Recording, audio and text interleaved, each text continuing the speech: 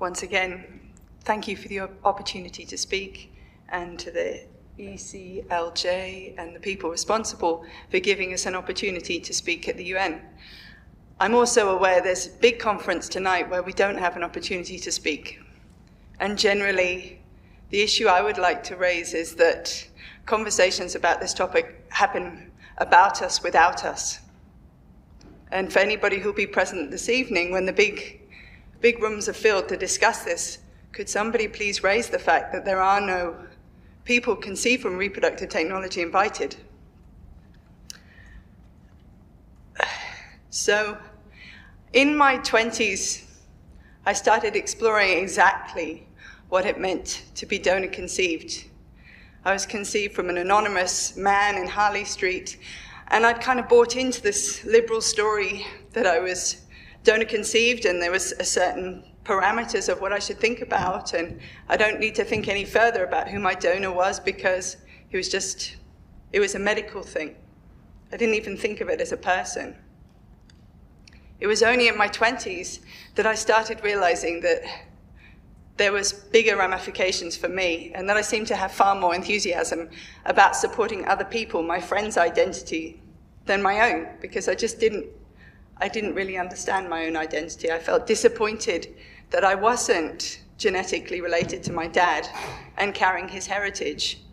And then I realized that whilst I wasn't Jewish and carrying the heritage that he had, I really didn't know what I was, what my heritage was, who I was related to, and what my genetic father looked like.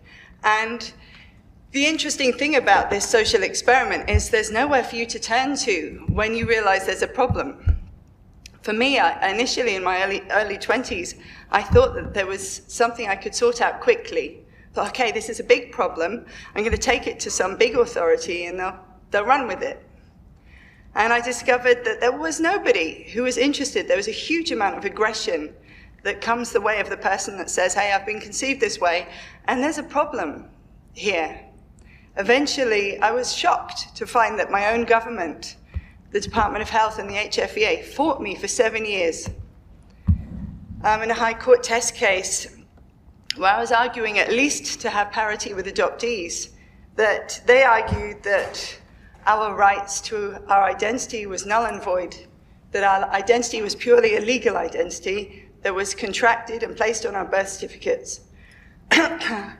But my high court test case established that we do have a right to our identity under Article 8, and that information about a biological parent goes to the heart of our identity and makeup as people, and that we're entitled as much as anyone else to establish our identity. But what I discovered in that process, and the way that the HFEA and the Department of Health prevaricated, was that this is a very slippery system. And while in theory I established that as a legal precedent, still our birth certificates are fraudulent. And whilst we might in theory have a right to know our genetic identity, in practice our birth certificates don't indicate that we're donor conceived. So we can be duped for the whole of our lives out of our human rights. So after appealing to the High Court, I then thought I'd appeal to academia.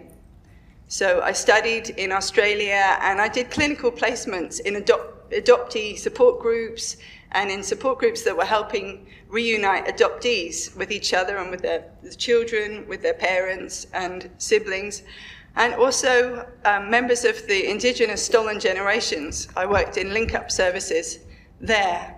And I found basically, instead of just my own individual story, a common story, that in all different ways throughout history, little groups of people were picked upon, and that their genetic identity was made expendable for a cause.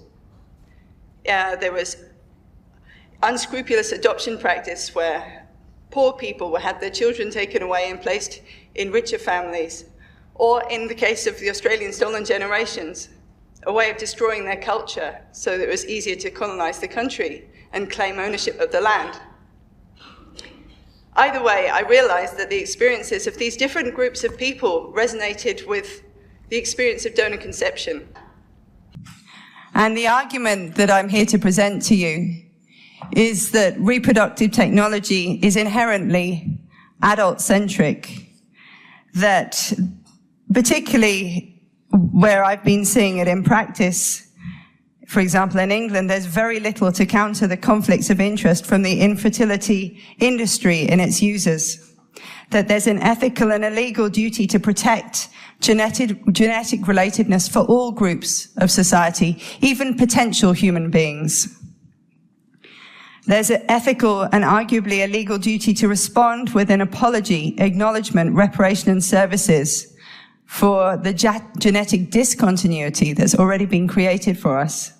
And there's an ethical and legal duty to help address the problems created for offspring, like safeguarding our records, gene libraries to help us link up with genetic kin, publicity to let people know that this practice takes place, and support.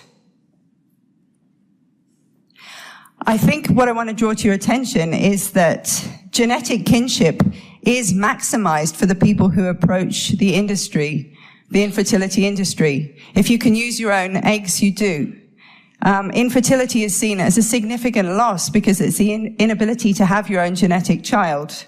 Reproductive technology responds to that loss and aims to maximize genetic parenthood for whoever approaches that industry. There's a drop in the use of donor gametes when customers are enabled to use their own to produce their own genetic children. And there's services to promote cancer and AIDS sufferers have their own genetic children. And there's a really strong, highly emotive responses to IVF blunders. So when couples are given the wrong embryo and it's not the genetic child and it was meant to be.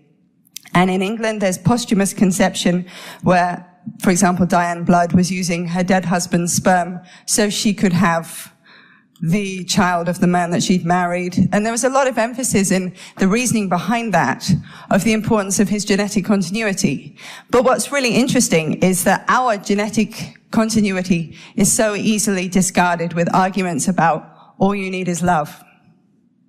So there's real contradictions between generations about what matters and why. You never hear people who have had an IVF mix-up being told, hey, why are you making such a fuss? All you need is love, right? So it's taken court cases, it's taken our effort and our time to try and scrape back some aspects of our identity that were taken away before we were even conceived. There's these various gene sites where we try and track down our siblings, where we try and track down our genetic parents. And lots of us have managed to track down our genetic parents. This is one of my best friends, Narelle Guiche. And it turns out that she was genetically from Malta, but was raised in Melbourne. At that time, we didn't know anything was going on. We spent 15 years campaigning together in Australia to change the laws. And they thought she had irritable bowel syndrome, but it turned out she had stage 4 bowel cancer by the time they realized that it was hereditary. She'd spent 15 years trying to find her genetic father, her donor, and basically law was overturned for her, was overlooked, and they found her father 6 weeks before she died and had a very meaningful relationship with this man who loved her a lot. He wasn't just a donor. It wasn't just about providing information in this kind of cold manner. If you see the photograph, you can see it's deeply human relationship. And what happened as a result of this young woman being so involved in campaigning for our rights was that the legislators saw her, knew her, and then were devastated to see her die from something preventable, and knew that she had half-siblings in 8 different families, and there was no way of letting them know that they were predisposed to the same genetic cancers. So in that situation, Narelle's law, retrospectively, I think, is a good thing, because it overturned anonymity retrospectively and gave all people, regardless of when they were conceived, the right to know who their genetic parents are. And the reasons for this is the understanding of the impact on people's identity and how much they suffered. The need to know medical history, they got that from Narelle Guiche. consanguineous relationships, once you have somebody donating, you often have similar age children being produced in similar geographic areas who can easily be sexually attracted to each other. And in fact, there's something well recognized called genetic sexual attraction that they found in adoption, that if you don't know you're related to a person, you're likely to be sexually, genetically attracted to them because you've got so much in common. And also because of the need for openness, honesty, and equality, at least retrospectively, I think that Norell's law is a great thing. Prospectively, no, because ultimately it still creates one genetic parent and contracts them out of that child's life as a donor. And the main reason for this is because the people who are in positions of power in terms of this industry are either the industry providers or the industry users. And generally what happens worldwide is that you have a situation where first off the industry seeks no regulation, and they say this is a medical treatment for infertility and the law should stay out of it, stay out of the bedrooms. Then ultimately their next move is to seek to regulate themselves. And that was something that I kind of discovered had happened in England with the establishment of the HFEA, which was basically grown almost entirely out of Progress Educational Trust, whose one stated aim was to advance IVF. There's no acknowledgement that you've got individual stakeholders.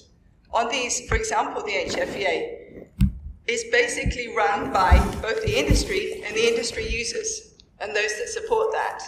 There's a stranglehold on power and governance in that way, and there isn't a recognition that people who are targeted as donors and that people who are created by the industry are also stakeholders that have separate interests that need to represent themselves. And there's a conflict of interests when you've got the industry itself and the industry users basically calling all the shots. Ultimately, there's a huge amount of profit in this fertility industry. It's estimated to be worth nearly $5 billion by 2025. And this Swiss cheese, legal Swiss cheese around the world, is something that generally creates great opportunity for trade. If, for example, in England, although I won my court case and anonymous donation is supposed to be illegal, ultimately you have clinics that facilitate anonymous donation abroad. So they have sister clinics in Spain, and ultimately it's a buyer's market. They can do what they like, get what they want, and there's very little to counter that. And there's a sense of celebration. You know, this is either it's a secret issue, generally represented as a secret, private medical issue that we don't need to talk about, or it's presented as a wonderfully exciting issue. These are necklaces produced by a company called Parent on a Chain, and they're placing the donor numbers for the DI mothers to wear on their necks. So you've got our biological fathers reduced to a number, and this is jewelry made from the leftover embryos in IVF. So we can have potentially our siblings in rings on our mother's fingers and our fathers in necklaces around, and numbers in necklaces around our mother's necks. Our family is reduced in that way to this kind of commodity and to a buyer's choice, a buyer's market. And what happens is you start off initially with the concept of the best interests of the child being paramount. And when you have the two stakeholders, the industry itself and the industry users, defining law, this is reduced to, or downgraded to, the welfare of the child is taken into consideration as far as practicable. Who defines the welfare of the child, and what principles are those based on?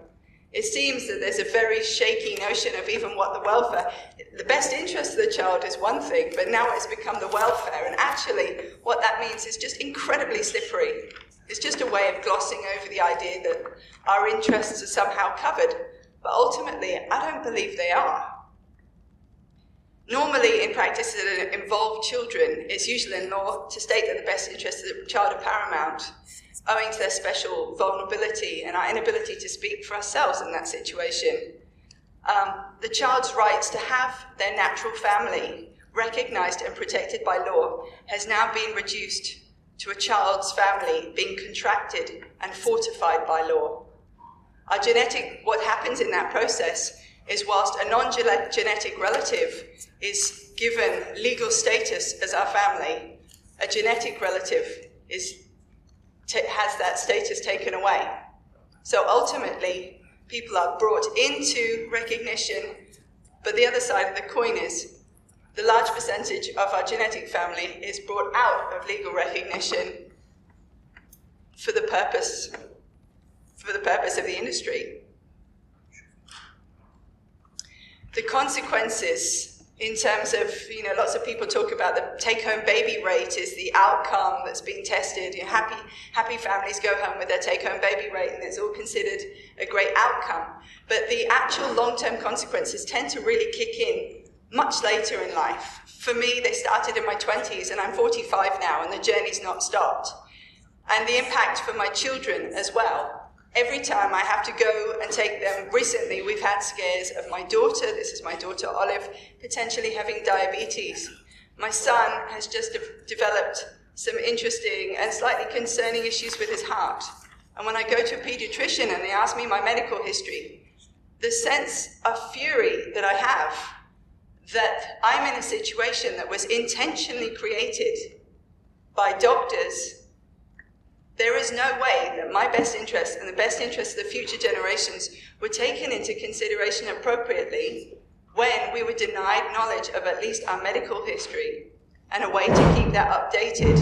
I'm not saying donor conception is fine and well if you have access to your medical history, but it's an example of the fact that you cannot trust the industry and the industry users to define and defend our interests, because for the last 100 years they've failed.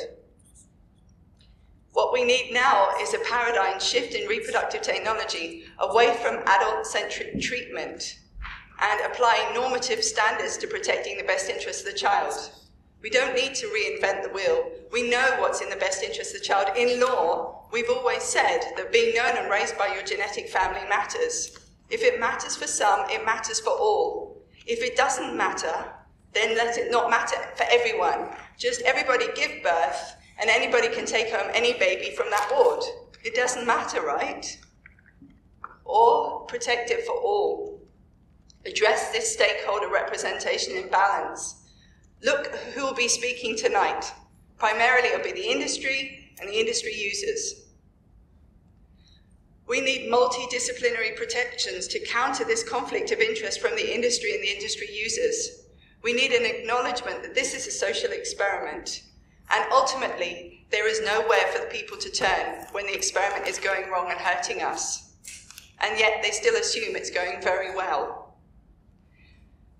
So we need a central point for accountability and responsivity for those adversely affected. We need apology, new laws consistently applied internationally, and reparations and services to address and help reverse the consequences created for donor offspring. Our records are being destroyed. We need gene libraries, we need publicity, we need link-up services and support. What Stephanie's doing is great, but she's doing it for free. There's no funding for people when we discover what's really hurting and affecting us. And finally, I'm hoping that we can respect the kinship identity, genetic identity for all groups in society, and not seek to sell that from a special group. Thank you for your time.